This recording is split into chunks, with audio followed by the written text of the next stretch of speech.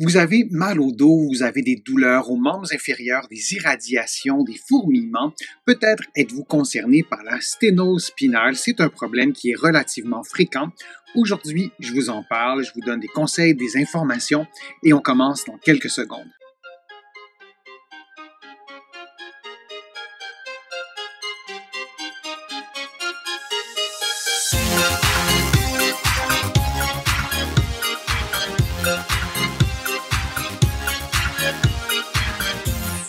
Je suis Denis Fortier. Si vous êtes nouveau ici sur ma chaîne YouTube, je vous conseille de vous abonner en cliquant sur le coin inférieur droit de l'écran. Je vous invite aussi à activer les notifications pour être informé des prochaines vidéos que je vais publier. Je vous invite aussi à vous abonner gratuitement à mon infolettre en visitant mon site web, le www.denisfortier.ca.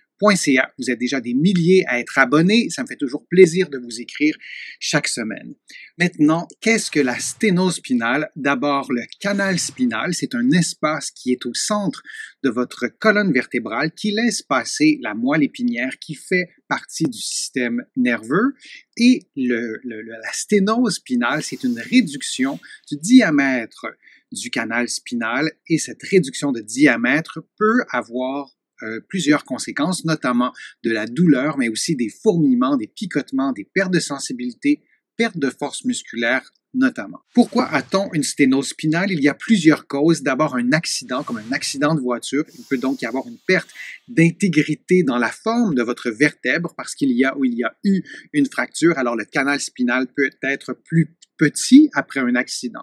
Il y a aussi les processus dégénératifs, notamment l'arthrose, qui font en sorte que la forme du canal spinal est modifiée et on peut avoir une sténose. C'est vrai avec l'avancée en âge, mais c'est vrai aussi, notamment chez les personnes sportives qui ont pratiqué des sports d'élite. On peut avoir des phénomènes d'usure qui se manifestent beaucoup plus tôt dans la vie que dans la cinquantaine, soixantaine ou après. Un spondylolisthésis peut aussi être une cause de sténose spinale, c'est-à-dire que la vertèbre va glisser dans une direction et va réduire ainsi le diamètre du canal spinal. On peut avoir aussi une scoliose qui est une forme asymétrique de la colonne vertébrale, souvent en forme de S ou en forme de C, et on observe dans certains cas une sténose spinale associée à la scoliose. Il faut aussi se souvenir que le canal spinal n'a pas exactement la même forme, le même diamètre si vous êtes debout ou si vous êtes couché ou en position assise. Il est plus petit lorsque vous êtes debout en principe et il est un peu plus grand lorsque vous êtes par exemple en position accroupie au sol, les genoux fléchis. Et c'est pour cette raison qu'en position debout, les personnes qui ont un problème de sténose spinale, eh bien, les symptômes vont être beaucoup plus présents en position debout.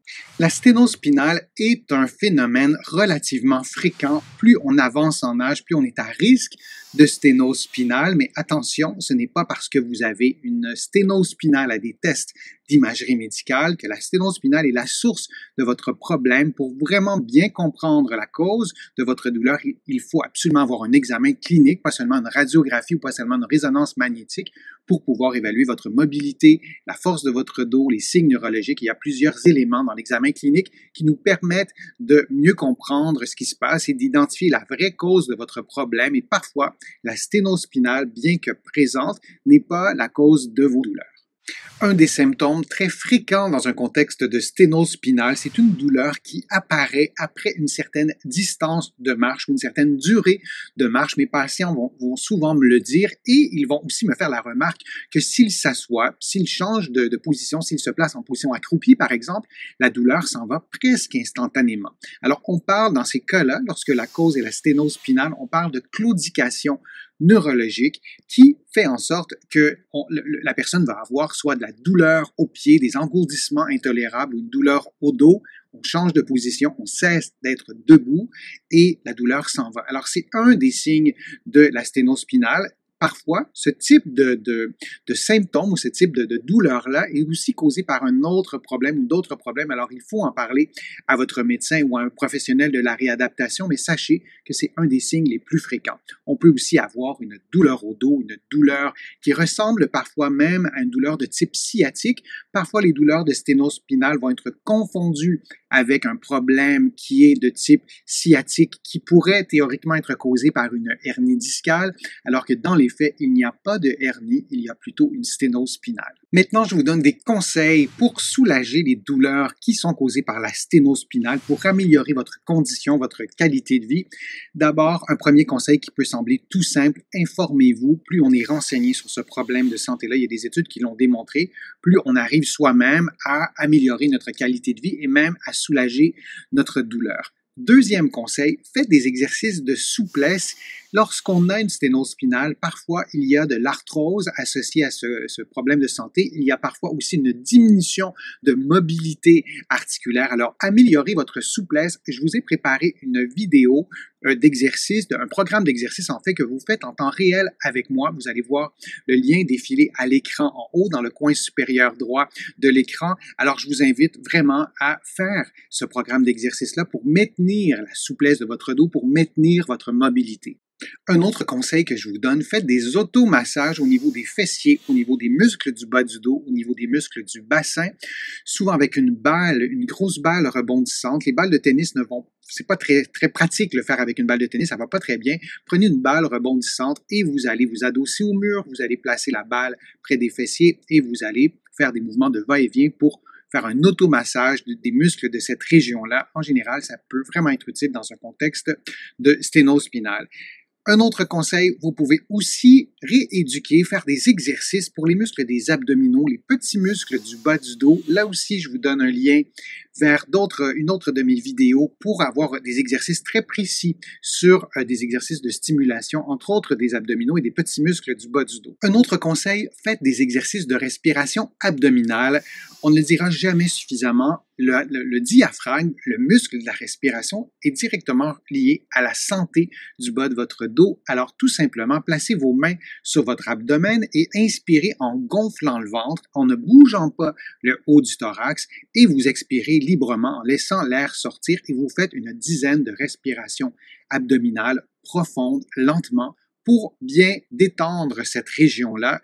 Là aussi, vous allez voir des liens vers ma chaîne YouTube, vers d'autres vidéos pour des exercices de respiration abdominale et prenez le temps de bien travailler, de bien stimuler cette région-là dans un contexte de sténose spinale. C'est parfois très efficace. Un autre conseil, restez actif, bougez. Si pour vous, marcher, c'est difficile. La marche reproduit vos symptômes après quelques minutes, après 10-15 minutes. Marchez au moins cette durée ou cette distance-là. Prenez une pause, asseyez-vous et continuez après, souvent en y allant par intermittence, par intervalle.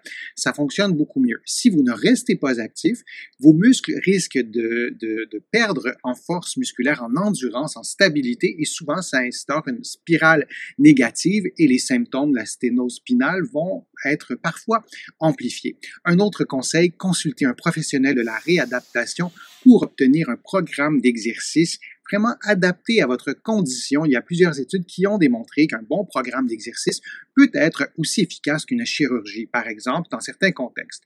Et un dernier conseil, vraiment lié à la chirurgie, j'ai beaucoup de mes patients qui refusaient d'être opérés pour plein de raisons, soit qu'ils avaient un peu peur, soit qu'ils se disaient, bien, si la chirurgie se passe pas très bien, après on peut plus revenir à la condition d'avant.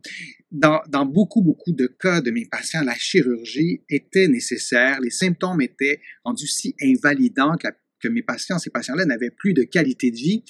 Et pratiquement tous ces patients-là m'ont dit après la chirurgie qu'ils ont bien fait de se faire opérer parce qu'ils ont retrouvé une qualité de vie et il est absolument indispensable après votre chirurgie d'avoir une période de rééducation, de faire des exercices pour retrouver vos capacités d'avant. Alors, n'excluez pas la chirurgie, parlez-en à votre médecin, parlez-en à votre professionnel de la réadaptation pour avoir différents sons de cloche et prendre votre décision en étant bien éclairé, en ayant toutes les informations nécessaires pour prendre votre décision.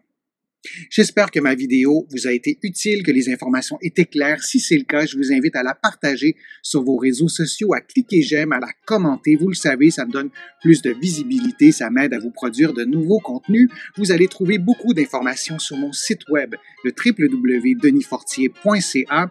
Il y a aussi beaucoup d'informations dans mes livres que vous allez trouver partout au Canada, en librairie et sur le web. J'ai le privilège aussi d'être publié à travers le monde, notamment en France. Là aussi, vous allez trouver mes livres en librairie et sur le web. Je suis Denis Fortier. Je vous remercie beaucoup À bientôt.